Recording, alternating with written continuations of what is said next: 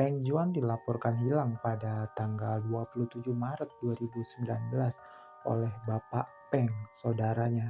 Peng Juan adalah seorang janda yang memiliki anak dari pernikahannya terdahulu. Sebelum menghilang, Peng Juan mengatakan pada Bapak Peng, saudaranya, kalau ia akan pergi ke Leshan. Berdasarkan tujuan Peng ke Leshan dan waktu diperkirakan dia menghilang, polisi bisa mempersempit ruang pencarian CCTV di stasiun. Di CCTV, Peng bersama seorang pria mengenakan topi cap sedang berjalan bersama dan ngobrol sambil tertawa, menunjukkan kalau mereka berdua saling kenal. Pria bertopi cap diketahui tinggal di Jalan Jiansan di lingkungan Leshan di rumah sewa. Polisi memeriksa rumah sewa yang ditinggali pria bertopi cap di Leshan, Sichuan, China. Tidak ada yang mencurigakan dari rumah itu. Rumah itu terlihat rapi dan bersih. Saat memeriksa retakan dinding, polisi menemukan bercak darah, dan saat memeriksa saluran pembuangan air di kamar mandi, polisi menemukan sepotong daging cincang kecil. DNA sepotong daging cincang kecil dan bercak darah itu segera diperiksa dan keduanya cocok dengan DNA Peng Juan. Dengan kata lain, sepotong daging dan bercak darah itu berasal dari tubuh Peng Juan. Peng Juan sudah mati dan pria bertopi cap adalah pembunuhnya. Sampai di sini polisi sudah mengetahui kalau Peng Juan telah mati dibunuh dan polisi mengetahui pelakunya adalah pria dengan topi cap. Masalahnya ialah sampai di sini polisi masih belum mengetahui identitas si pria dengan topi cap ini.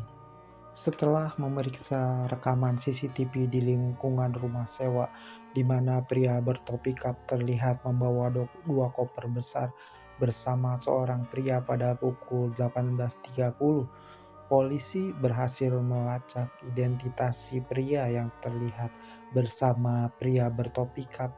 Pria itu adalah seorang supir taksi, dan si supir taksi ingat kalau koper pria bertopi cap berbau darah menyengat bercampur bau busuk.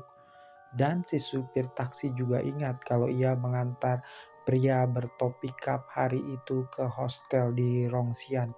Dari catatan hostel inilah polisi berhasil mengetahui identitas si pria bertopi cap yang juga adalah pelaku dalam pembunuhan Peng Juan yang bernama belakang Su yang adalah warga Rongxian.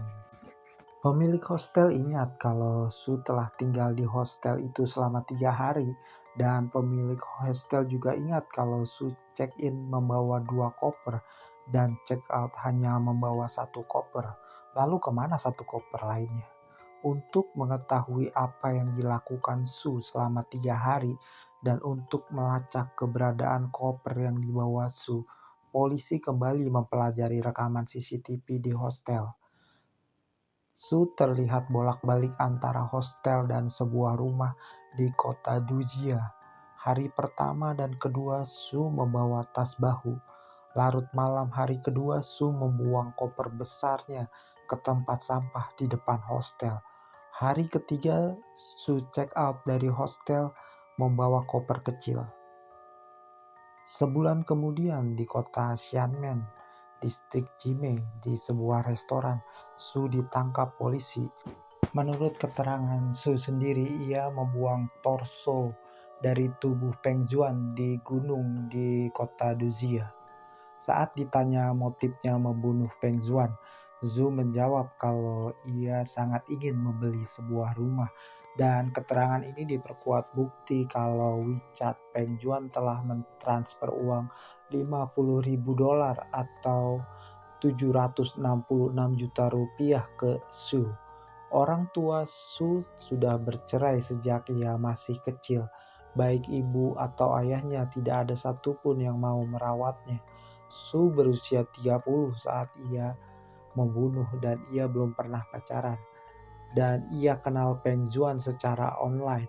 Karena Su dan Peng Juan tinggal di kota yang berbeda, mereka hanya pernah bertemu 3 kali. dan Su memberitahu kalau ia membunuh Peng Zuan pada 19 Maret 2019.